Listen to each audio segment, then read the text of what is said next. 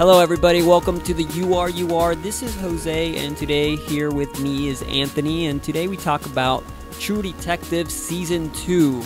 Yes, fellas, we talk about the first 3 episodes and kind of give you a gist of what we like, trying to let you know how we're kind of taking it in. So, Anthony, I'm guessing that you like this new season of True Detective. Yeah, I was a bit on the fence when the first episode aired, but I'm in right now. He's in. He's in. Now, just to be clear, Anthony, you have watched 4 episodes. I've only watched 3. Yes. So I'm kind of still on that ledge. I'm kind of like, I don't know. Let me just ask you a question. Okay. I know you're trying not to spoil this for me. And by the way, anybody who's listening to this, we're talking about the first 3 episodes. If you haven't seen it, don't even listen to this. Like, go watch the episodes. If you don't care about spoilers, then, we're just going to give it away. If I'm sitting here on the ledge right now, if I watch the 4th episode, you think I'm going to go in? I think you'll be in, yeah. You think so? Okay. Just, like, without like, giving anything away for you, I think this is the most True Detective episode.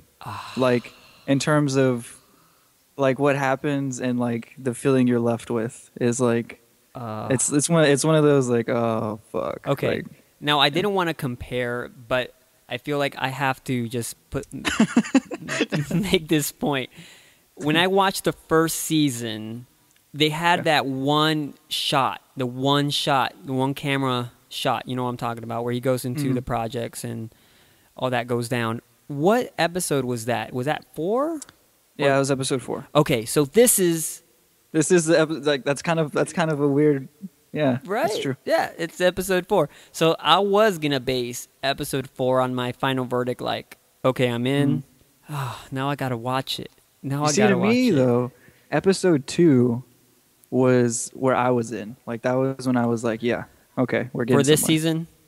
Yeah, this season. Okay.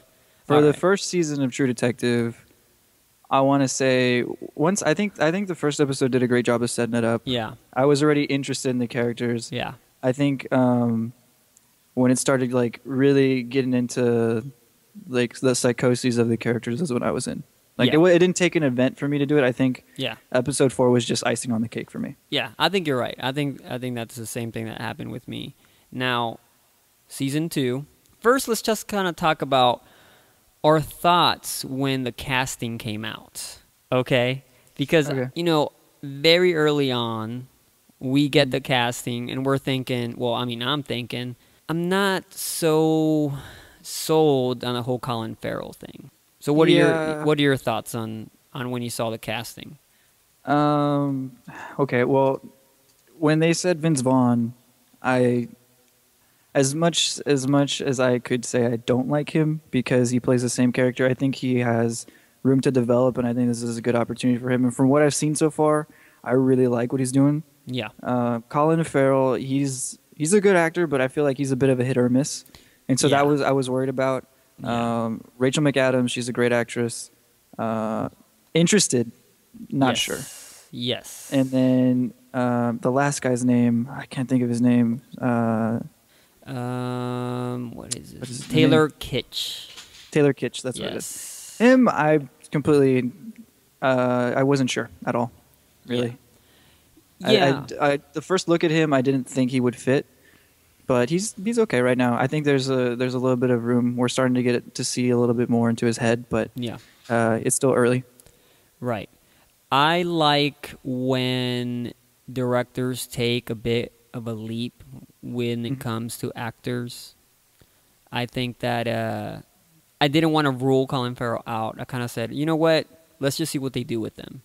And within this first episode, I feel that there was a big load of information they had to give these people. I kind of feel like the first episode is this big, giant introduction to this world, and it is a bit exhausting to me. The first episode was very exhausting.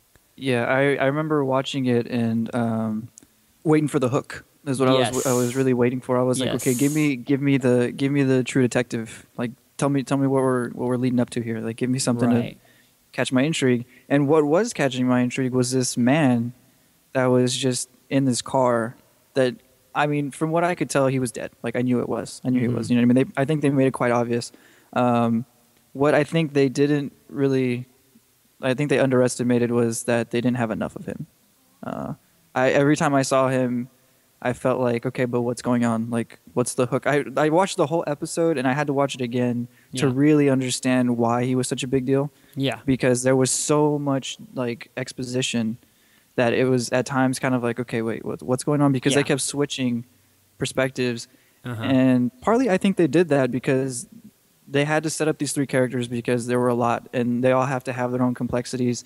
And at the same time, I think because they were all different actors that people weren't too sure about, they had to get you to like them, and they had to prove their acting chops a bit. Yeah, I can see that. I can see that. I really think that the whole development, it's a big giant character development. That's basically what they did. The big three stories, and they're trying to show you where each of them come from. And I'm not sure if we really needed that. Yeah. The only interesting thing is the Colin Farrell with the kid was pretty interesting. But, the whole part with, Taylor Kitsch in the bathroom taking that pill, and, like, okay, that's another thing is, like, we have two sexual references. Like, he's having to take a pill to get it up to do it with his hot girlfriend. And and then Rachel McAdams is unsatisfied with whatever guy she was messing with in the morning.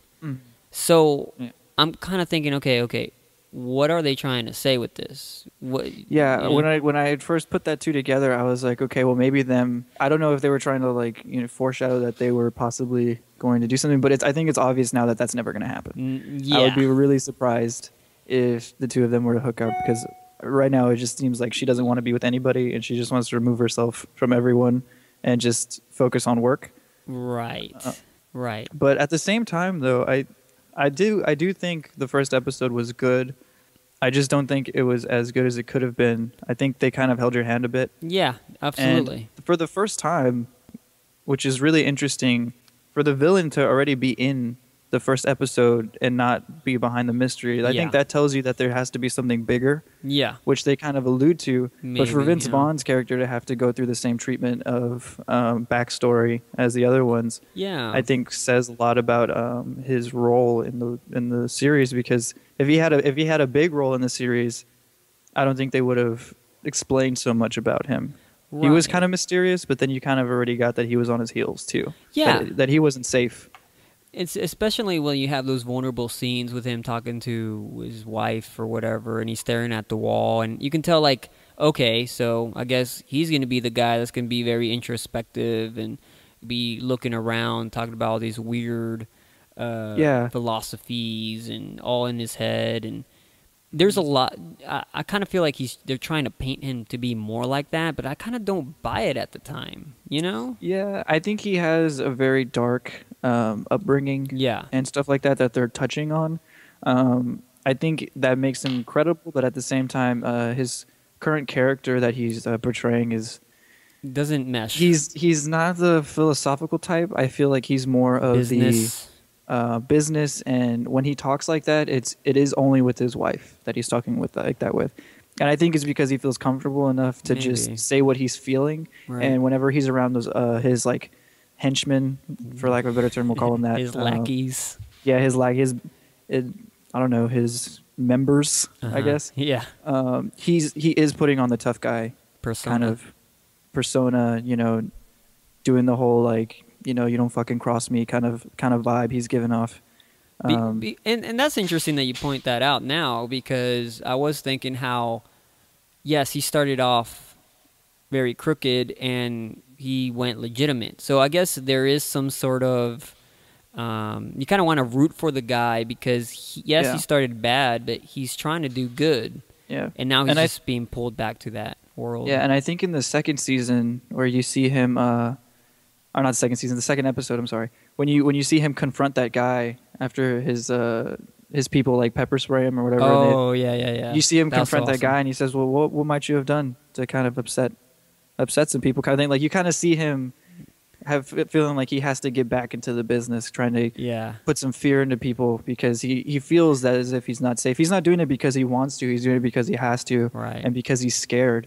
Yeah. And so I think that's interesting to have a sort of a bad guy, but not a bad guy. He's just trying to get his piece, and he's trying to do it legitimately, but he's not able to anymore because he got screwed over by someone, and we don't even know who that person is. And so I think that's what's interesting. Now I got a question for you. Yeah, go for it. Explain this line for me. Okay. Don't eat, not even when you're hungry, or something like that. He said some line like that. Do you remember that? Yeah, I think he was. Was that after he was explaining the rat story, or was that after that? I just know he was sitting there, and you know. I remember him saying it. Yeah, I think what he was trying to get at was like, I think it was more of a not give in kind of thing. Like, don't give in. I got Even you. when you Don't let it take don't let it you. consume you kind of thing. Consume you. Because I it gotcha. reminds me of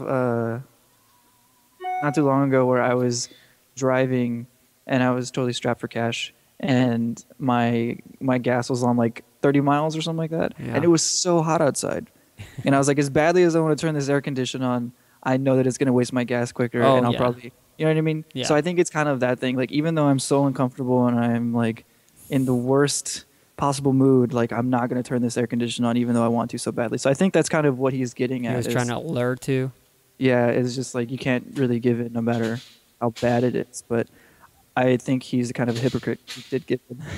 I know, yeah. Like, I mean, the line to me didn't really. Was it really? I don't know. I don't feel like it really sold well. Yeah.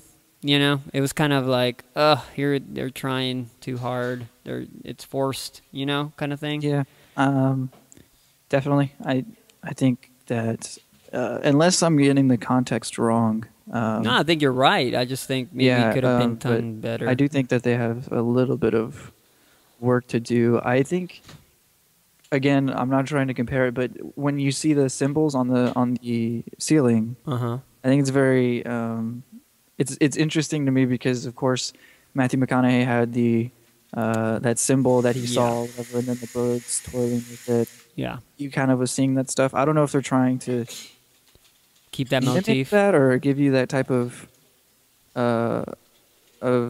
same kind of, you know, relationship between the two of them. But you see it there, and then it fades to the guy dead in the or whatever, that guy's eyes on the bench, and his Right. eyes look the same. So you can kind of see the parallels between both seasons. And the thing that I'm most curious about is why he keeps saying like it's all paper mache. Like, to me, Yeah. that's the one that I'm really There's a little really hint curious there. of that. Is just he keeps saying like they're trying. It's like the world's trying to tell me everything's paper mache, and so that's an interesting line. I'm trying to figure out exactly like what he means by it, and not just thinking that everything is fake or everything is Right. kind of, I don't know. That to me is a really interesting line that he says. It's very interesting. And now, kind of going back on kind of like episode 2, Mm-hmm. you have this buddy cop kind of thing going on between Colin Farrell and Rachel McAdams. Yeah, Which that is, was good. That was pretty good. I'm not gonna. Yeah, it's the most awkward kind of thing because she clearly doesn't want him to be there, and he kind of Yeah. doesn't want to be there because She doesn't trust him. Yeah, I mean, rightfully so. She immediately gets a bad taste in her mouth as soon as she meets him. yeah. And she they knows kind of have what's a up. conversation. I think there's a very, it's very prevalent, the vibe that's going around. Yeah, Even in episode 1, you see it, and it carries on to episode 2, where everyone is a crooked cop in Vinci. It doesn't. yes. It doesn't. I think they just hear the word Vinci and they're just like, okay. Yeah, it's not even subtle. It's Yeah. kind of just, you just know. It's such a small town that everybody's like this. And Colin Farrell, he starts off kind of relaying information to Vince Vaughn, and then you see him Reluctantly, kind of kinda. take this turn on episode 2 of where You can tell he's more. he wants to be Yeah. a cop. Like, even in episode 1, he says like, "So am I going to solve this fucking thing or not?" kind of thing. Don't And surprise us. yeah.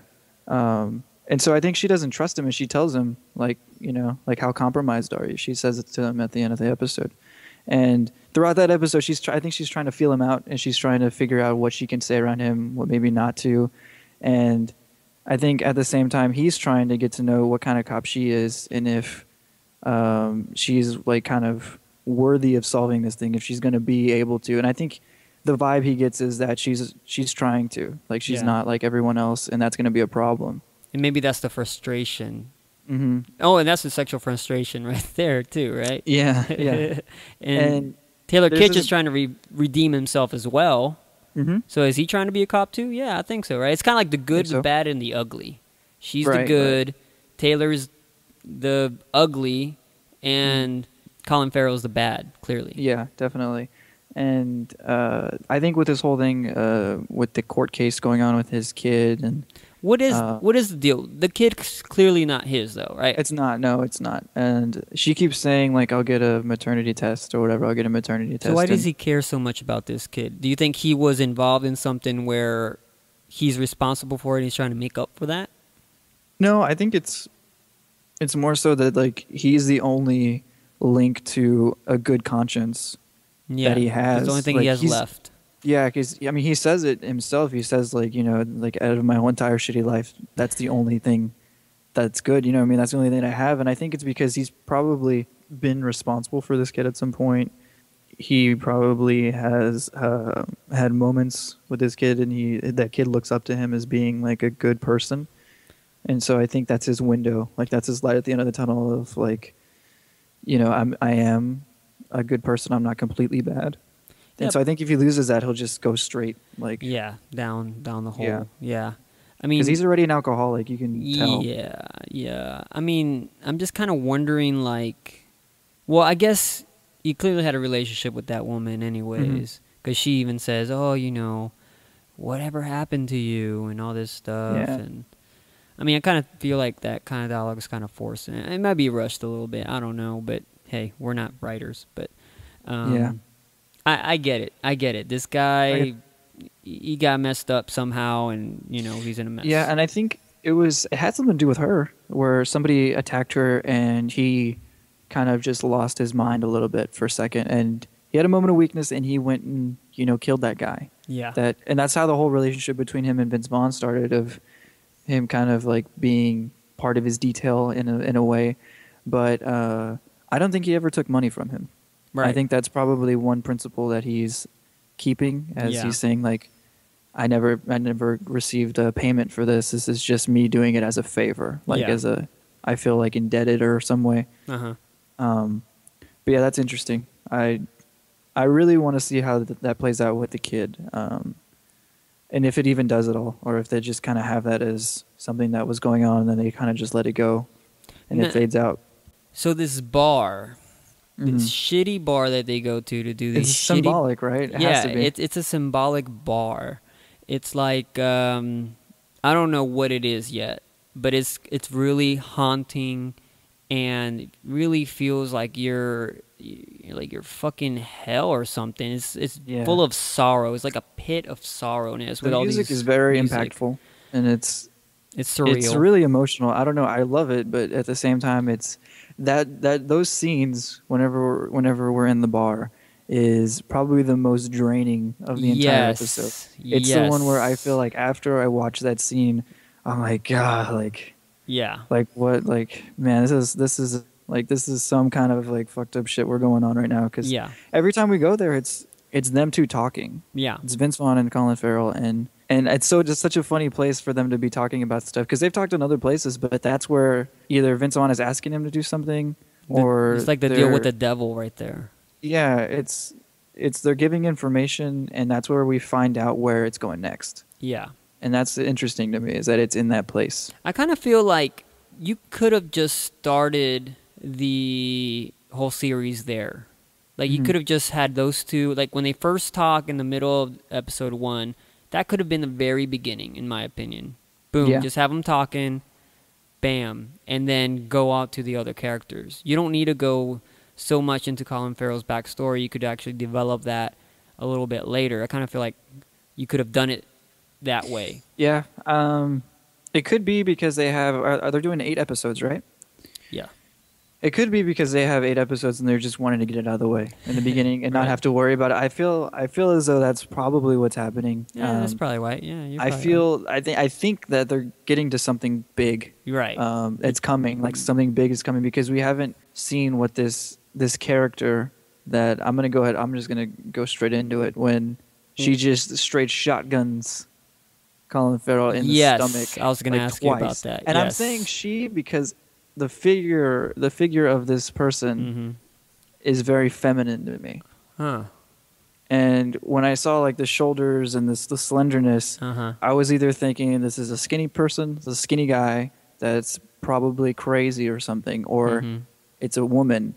And when he shows up there, like it's funny because he shows up to this place because Vince Vaughn asks him to. He says like, I'm telling you, you're gonna go there. I don't want to hear you talk to me like that again. And that's to me was like the moment where I was like, yeah, Vince Vaughn's kind of a badass. And Colin wants to die. Yeah. And so I immediately knew something bad was going on when he walked in here. But I didn't expect what happened to happen. Like to me that was a very like it kind of startled me just for a second. I was like, no way. Dude, if he would have died, I would have loved it. I'm like, fuck yeah, he fucking Yeah, I thought he died. died, and to me that's why that was a true detective moment. I was like, they went there. Like they're taking chances here. Yeah. But no, when you see her, I'm just keep saying her, but okay. Yeah, I know whoever it may be. And when you see this person, they're wearing the mask and everything, and then to me that's when I was like, okay, like this is kind of getting into something a little bit more than just real estate. And Dark Tower. Yeah, I don't really know what to make of that place and what it was or who that was. I don't know if it was just they put on the mask because they wanted to hide their identity. I'm sure it's something like that, and it's not as big as I'm wanting it to be. It's what they do. They hang out with shotguns and a mask on, Right, because I just, man, that to me, I want to know already what's going on, and I then think that was the hook. Yeah, you don't see anything else. You don't see anything else like that. When you first see episode 3 come out, you have that long musical intro. Oh, shit, we're in the bar. Oh, is this Colin Farrell's, like, is he dead? Is he imagining this? That's like the first thing you think about. Yeah. And, man, it's funny though, because as much as I wanted him to die, because I knew one of them, like, to me, still one of them is going to. One of them is going to die. I feel like not all 3 of them can make it out. I really don't think so. I do like, out of this whole series, I do like Taylor Kitsch's storyline.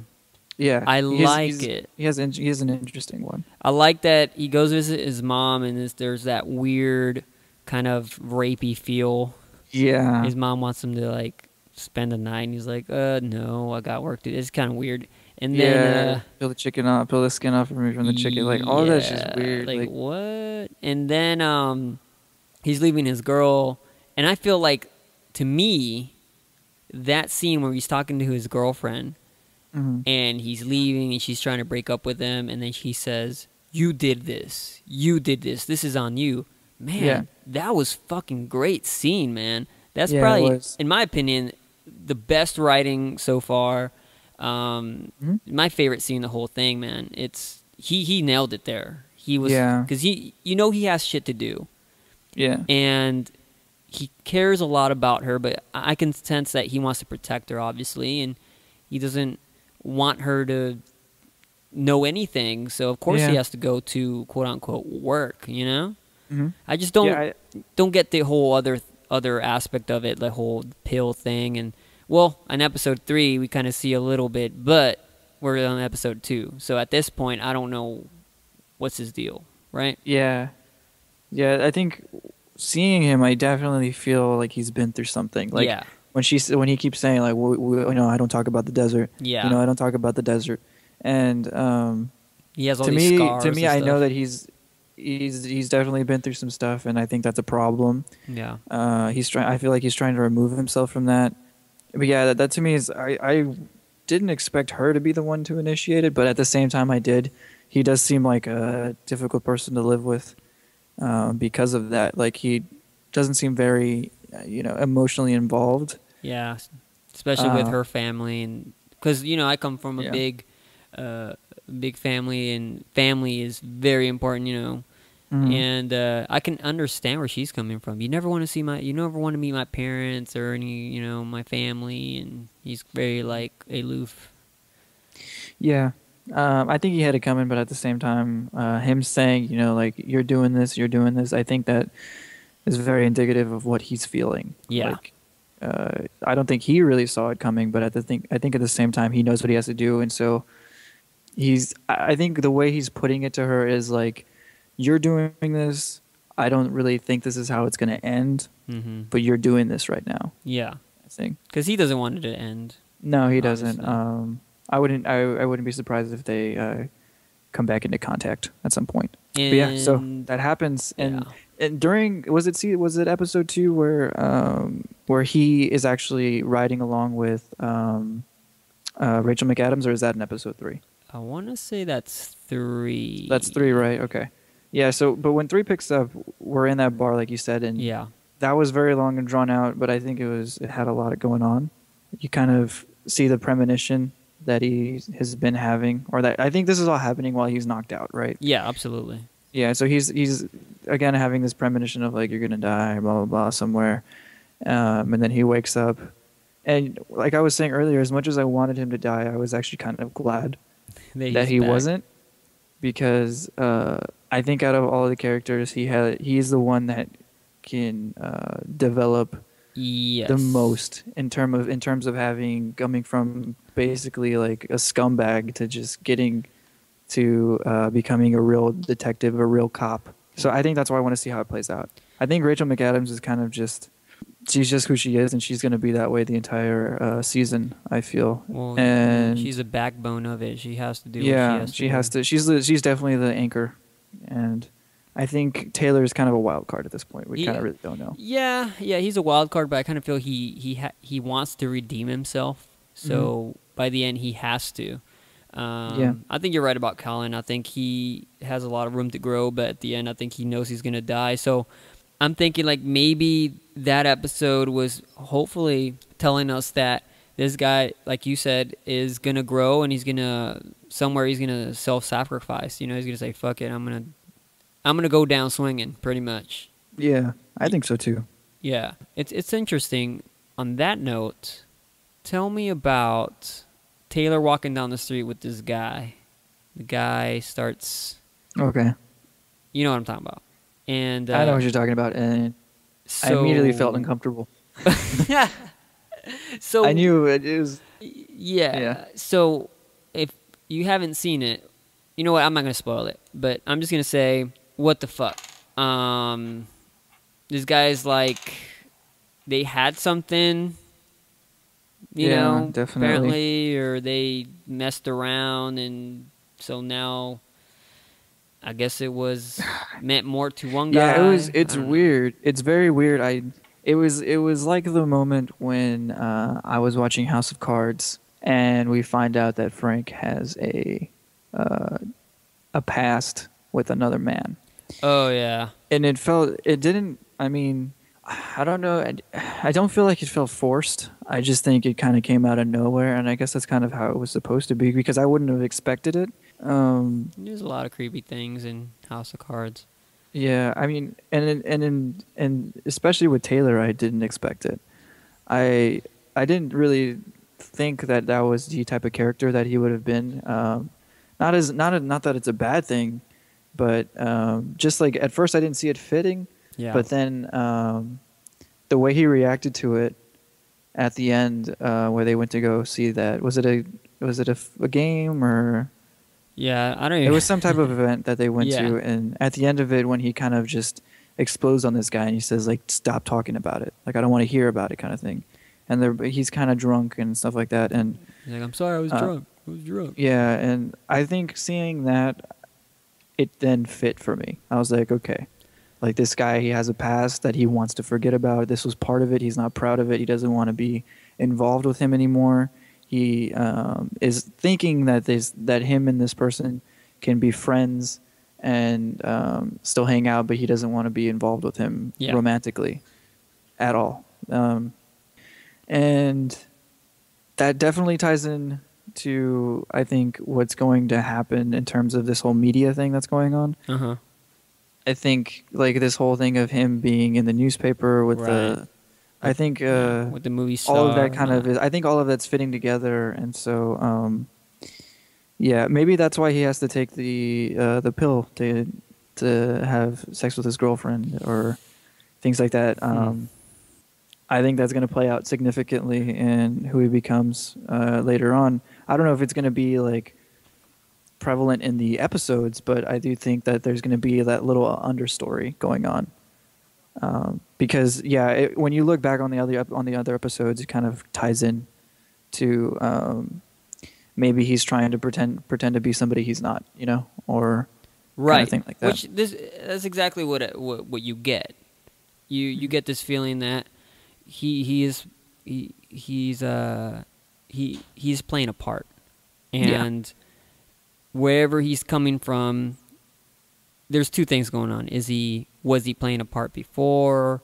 I mean, he clearly is now. So I'm just thinking, whenever I saw that scene, I'm like, okay, so was this girlfriend thing, was that all part of, this whole part that he's playing? Because he has to take a pill. Maybe he's not even. Maybe that doesn't even get him off. Maybe he is he's not really gay. there, kind of thing. Maybe, I don't know. That's Yeah, something that's gonna keep me watching. Honestly, I'm just like, oh, that's a cheap trick right there. Just to keep me watching. Dang it. yeah. Because It's honestly, I don't care about Colin Farrell. Like, I'm just waiting for him to. Well, I'm kind of rooting for him. I'm kind of thinking, okay, is he gonna go in there and mess it up for this whole for Vinci? The whole yeah, corruptness. He's gonna all screw it all up.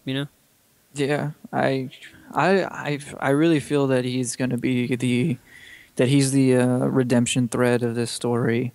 And then Rachel McAdams is gonna really. I think she's guiding him. To be honest, Yeah, maybe. Yeah. I think he wouldn't have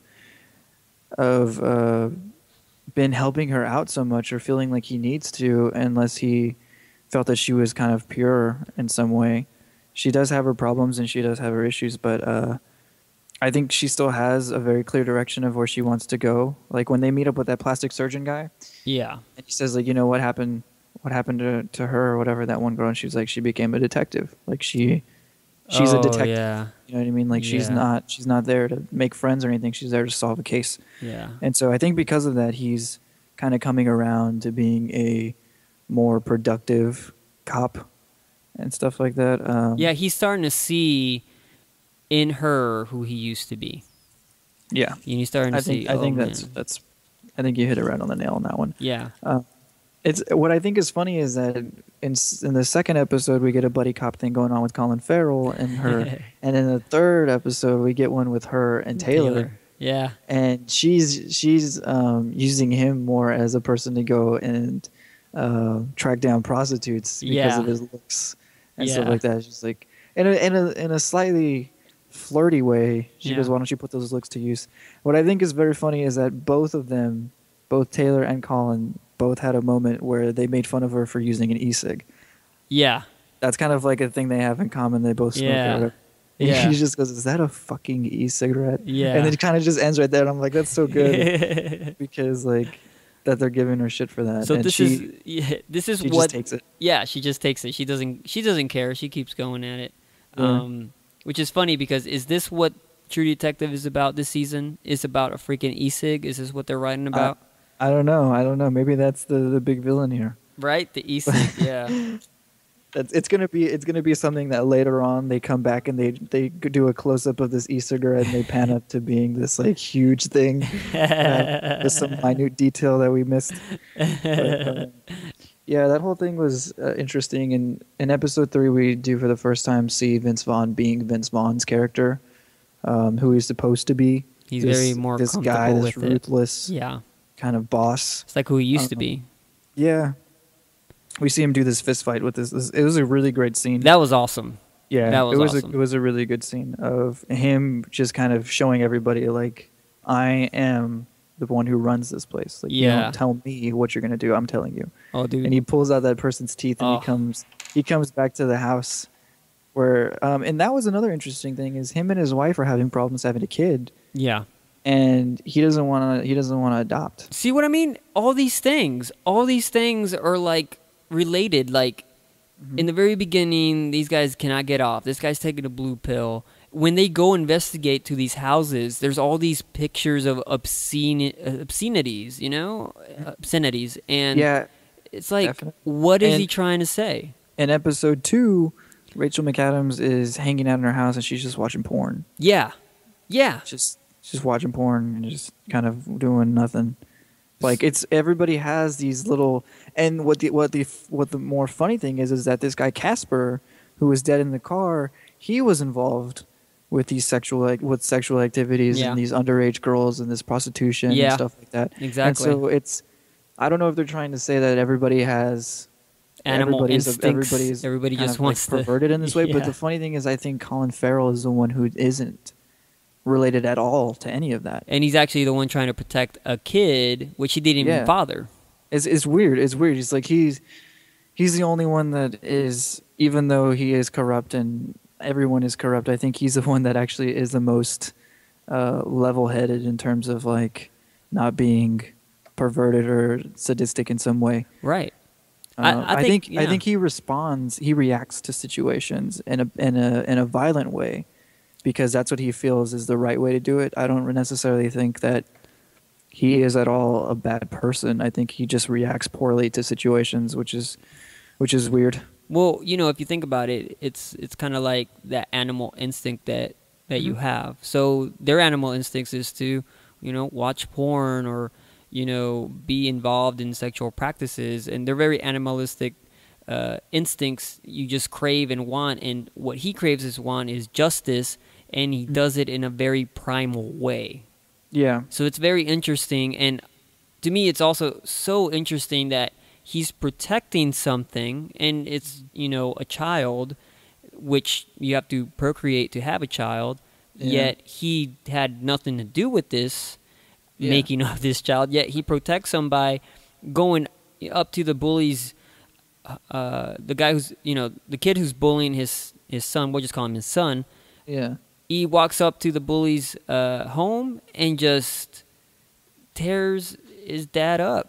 You know, Yeah, that was a great scene of where he turns to the kid with that mask on. He just kind of puts his finger over his lips. He tells him like, like don't say anything, like kind of like just shh kind of thing. And you just see him just yeah. Yeah. He definitely does not have any self-control when he needs to have it. So all these things are very primal, and I think, you know, as the series goes on, I'm very interested in what they're really trying to say. Like, I know that in the first True Detective, to me it felt like we were having this this nihilistic conversation. Mhm. You know, we're talking about random things happening in the world, and, you know, what is destiny, and, you know, you have all these obscure ideas of. Yeah, it was very cerebral. Right. And so with this new season, I feel like it's very primal. Like violence and your sexual primal instincts, or like Yeah. one, you know, they go together, you know? Yeah. I don't know. It's interesting. I feel like already this season is way more dense. You think so? Yeah, I think there's a lot to unpack from these episodes because there's so many different things going on. Like in the beginning of season 3, not season 3, episode 3, we see Vince Vaughn's wife trying to get him off, and it's just not working. Yeah. He's just like, no, this isn't working. Like, I got to go to work, kind Yeah. of thing. She's frustrated, not because they can't have a kid or that anything like that. It's because that he's just not there. Yeah. And she wants him to be.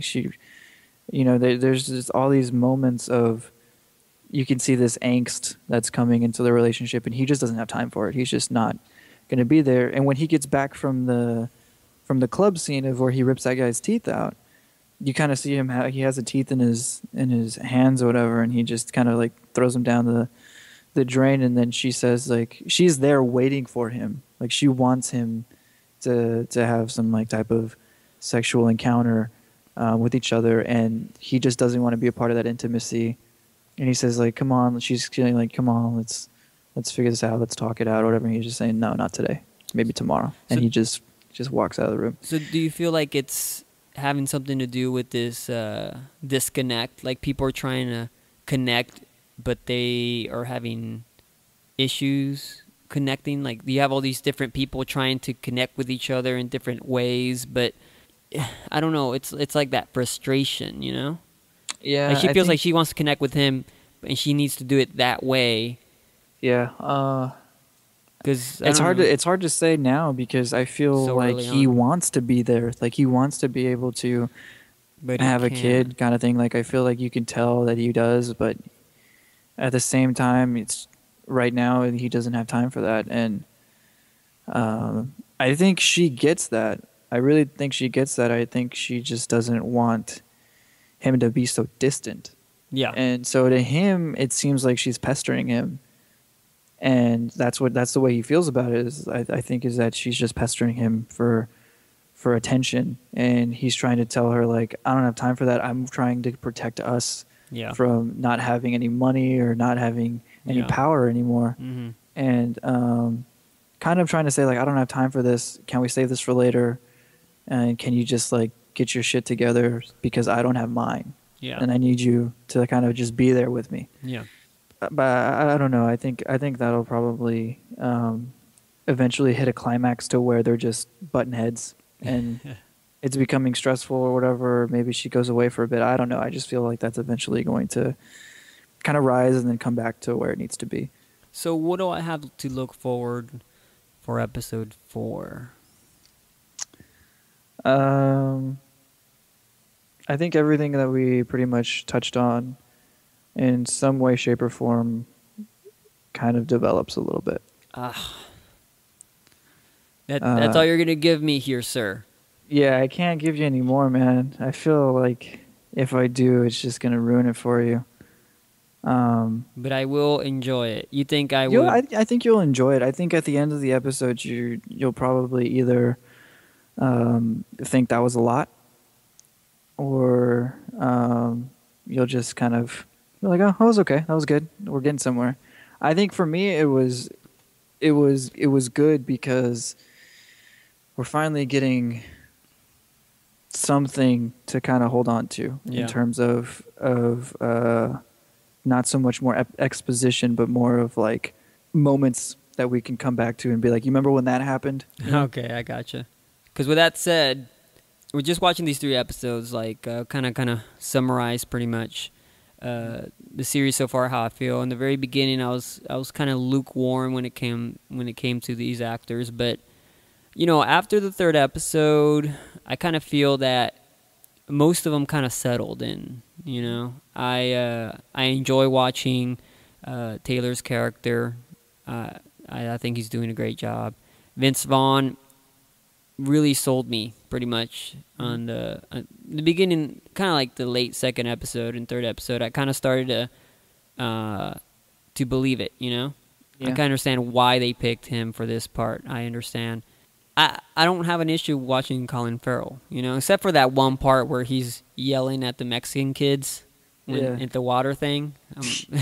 Yeah, I think that was more of just their way of trying to say like he's not really like in a position of power whatsoever. Yeah, even to these kids. Yeah, kind of thing. I think they could have done it in a better way, but yeah, that was a little bit like.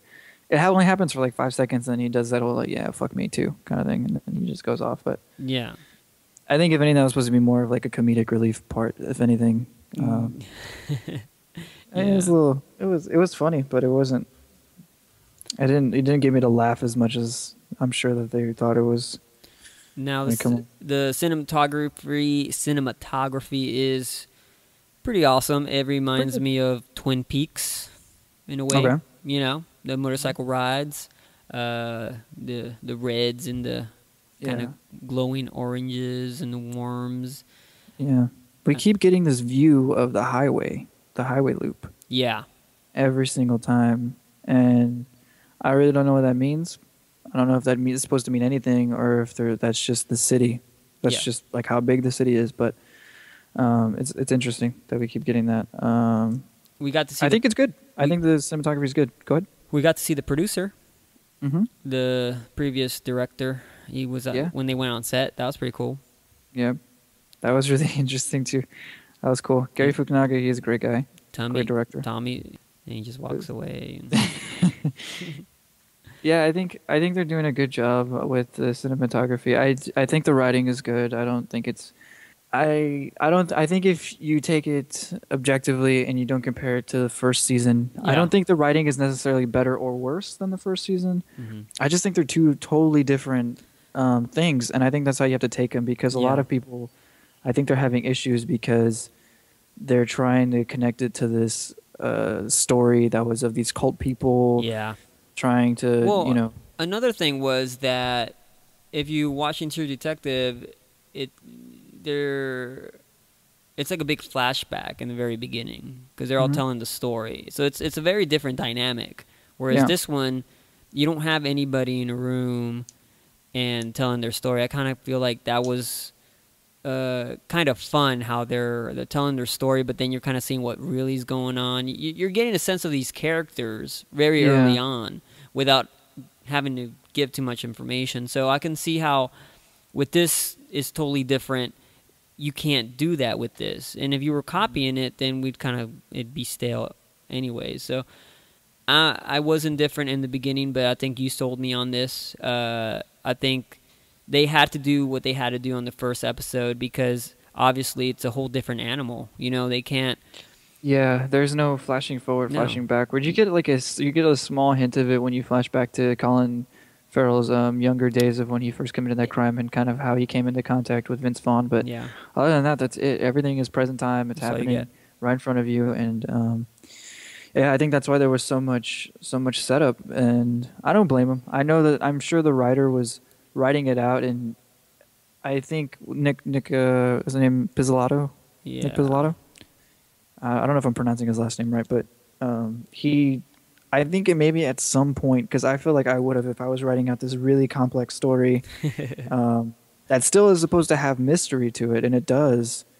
I think he probably took a step back and was like, is this too complex? Because if you're watching the first episode and you don't know what's going on the first time you watch it, you would have definitely not know what was going on. Be lost. If he you would be lost. And I think he was probably afraid that people would see the first episode and be like, no, this is too much, too confusing. Yeah. And so I think he kind of had to set up a lot, just in terms of, I don't want to say dumbing it down because it was still very dense. Yeah. I think it was just more of having more of a linear going here, going there, going there. This is what's happening. Which makes sense.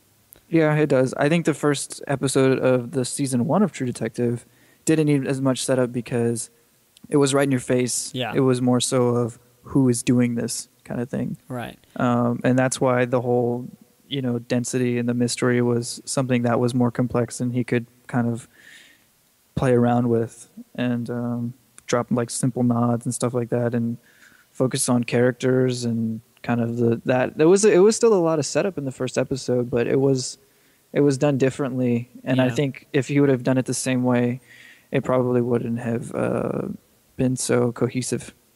Yeah, exactly. Especially when you have three different people from 3 different walks of life. How else are you gonna, let people know exactly? Because if not, I guess you could see that these people, you could tell them they're from different areas, but you're not really going to see exactly where they come from. Because all these people have been forced into this because of the events that transpired. They've all been pushed into this dilemma. They all have to work this out together, even though they're all very, very different. It was funny because Taylor says this thing of like, when this is all over, I want to go back to the bike. He says that kind of like he was comfortable where he was, and it's funny that the day he was suspended, he found this person, and then he was knocked back into something way bigger than soliciting a blowjob to this. But that's in a way that's kind of like his second chance. He knows that this is his second chance to go back. Now, why does he want to go to the bike so bad? I don't know. But maybe that was a routine, that was a life that he could live with. It was stability, I think. It was stability. He's been through a lot of crap, you know? Yeah, I think it's because if you're in this I mean, obviously some cop chases could happen while he's on the bike. Different things could happen. I'm not saying that every cop is safe if you're on a bike. I'm just saying that, like, if you're a detective, there's more heavy things to deal with on a day-to-day basis, more homicides, more of this. And so I think he was trying to get away from that at some point, and that's why he wanted to be on the bike. There's a lot of crooked mess going on. I don't know. Yeah, that was interesting. And so I think it's funny that they're all having to just somehow being put here, and Colin Farrell touches on why Rachel McAdams is there is because they sent her on purpose, kind of thing. They asked for her to be like the one because she's gonna muck it up. Yeah, basically. And she's the woman. Isn't that interesting? They send the woman. Is that? Yeah. Am I thinking too much right there, or no? I think it's. I don't think she's like a veteran senior detective. But she's young. She's a woman. They're thinking, okay, she's not gonna cut it. And in the third episode, she tells you, like, there are two of her higher ups tell her, like, you know, just make him think that you want him, kind of thing, to get information, because they think that Colin Farrell's crooked, and so they're telling her, like, you know, we're not saying to do that. We're just saying, you know, make him think you are, you know, kind of thing, like, kind of get something out of him. Yeah. And use your femininity. Is that how you say that? Feminine. Your feminine skills. Feminine. I don't know. Whatever. Feminism. Yeah, to kind of get to him, and so that could be why too. So many interesting things. Many, just by 3 episodes, fellas. So many interesting things, and I just realized how much I actually do like the series. It's good. It's good. It's good. You know, we don't talk about things that we don't like. Basically, this isn't a review show. Let's just say this: we're not reviewing a show. We're trying to dissect and analyze what is going on and why we like these shows. I mean, possibly overanalyze. Yeah, possibly overanalyzing. This is correct. Yes. So anybody out there who's listening, if you guys have any comments, any things that me and Anthony might have missed, please comment below. We're gonna make probably the first 5 to 10 episodes and put them on YouTube first, just to get in the swing of things. But we are promising to start a podcast channel, and we'll have all that information as soon as we have that set up. But anything that we might have missed, comment. Let us know if there's anything else that you guys want us to talk about. I do want to talk about the first True Detective and why we love the first True Detective. That'd be great. Yeah. We have House of Cards to talk about, obviously. So much to talk about, actually. We have so much shows and movies. Man, where is the time, though? Anthony, your thoughts? Any closing thoughts? I'm really excited about what's going on here, and I think at the same time I do feel like I'm forcing myself to be excited, but I am genuinely intrigued, and I think me being intrigued is what is exciting me, not so much as the show. I don't think I have enough to be excited about yet, but I am definitely intrigued, and I think if you're on the fence, just go ahead and just watch it. Just binge watch the first 3 episodes. There you go. It'll be fine. Tell us what you guys want us to overanalyze and talk about. This is Jose and Anthony, and this is the URUR.